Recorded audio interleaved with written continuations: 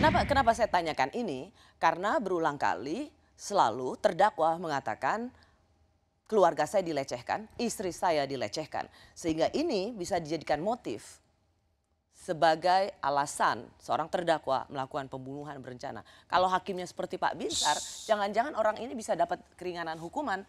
Secara umum saya katakan masalah motif tadi, sejauh mana itu dapat dipertimbangkan secara hukum, dapat diterima oleh hakim, maka itu motif tadi akan menjadi hal yang meringankan atau memberatkan terhadap dia.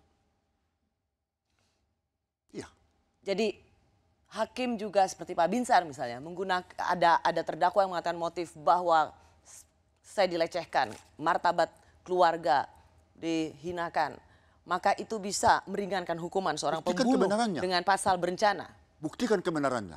Karena ada pasal lagi, ini pengetahuan umum ini ya, ada di pasal 49 KUHP. Demi melindungi kesusilaan, ada unsur pemaaf. Dia tidak perlu dipidana. Ada itu. Overma. Itu pasal 48-nya KUHP. Nah, jadi hal-hal seperti ini tapi di situ Pak ada locus delicti yang juga harus kita lihat. Terjadi di Magelang, lalu ada di Saguling, ada di baik. Anda tidak mau masuk dalam teknis. Saya tidak mau masuk kepada teknis. Tetapi ini karena sebenarnya juga Bapak, saya ingin mendengar bahwa bukankah 340 itu seseorang melakukan perencanaan dengan sangat tenang, ada waktu juga dia merencanakan. Siap. Dan ada waktu, yang memiliki waktu juga untuk mengeksekusi. Karena ada waktu untuk melakukan sesuatu itulah. Maka overmark, saya katakan ketika itu ketika unsur itu terpenuhi, maka overmark itu menjadi tidak relevan. Bukan. Karena ada waktu, beberapa saat katakan, itulah di situ ada motif saya akan lakukan sesuatu kepada dia. Untuk menghabisi dia. Di situ, karena ini sudah ada jarak tenggang waktu, walaupun hanya 1-2 jam, apalagi sudah lebih, ya. Kan begitu. Persis. Begitu juga lah ini motif daripada si Jessica ini kepada si Mirna. Ini sebenarnya ada dua hal, tetapi ada yang tidak bisa diangkat di persidangan saat itu, karena saat itu ada kalimat solihin, orang tua si korban. Ketika kawinnya anakku, kurang lebih 40 hari mati, dia bilang. Akhirnya kita cari terus bukti.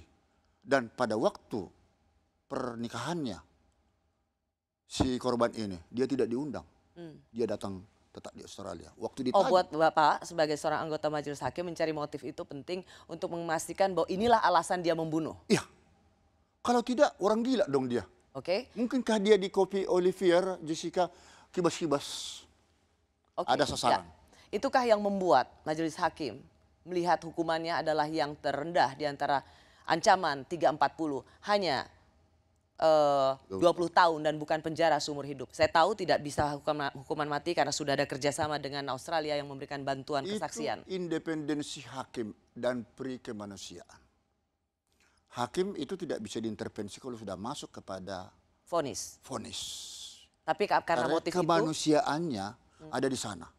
Tetapi kita setelah mengetahui, oh ini akibat ini toh alasannya dia melakukan racun tersebut.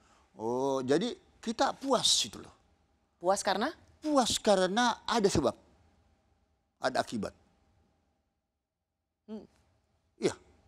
Soal mengenai hal yang memberatkan dan meringankan, ini berbeda kasus dengan apa yang tertera di dalam Sambo. Ya. Ya. Karena motifnya beda nih. Saya tidak mau terlalu jauh mencampuri ke sana. Ini motifnya lain. Ya. Sebenarnya motif dalam banyak kasus. Seberapa perlu sesungguhnya dalam kasus pembunuhan berencana dicari motif. Dan tadi Bapak bilang merasa perlu meskipun saksi ahli dalam persidangan Mirna pun atau dengan terdakwa Jessica, saksi ahli mengatakan tidak perlu. Nah, salah satu juga yang terdakwa akan selalu mengupayakan adanya motif yang supaya hakim menganggap ini masuk akal. Ya, Dan akal. yang dikhawatirkan adalah membenarkan pembunuhan itu.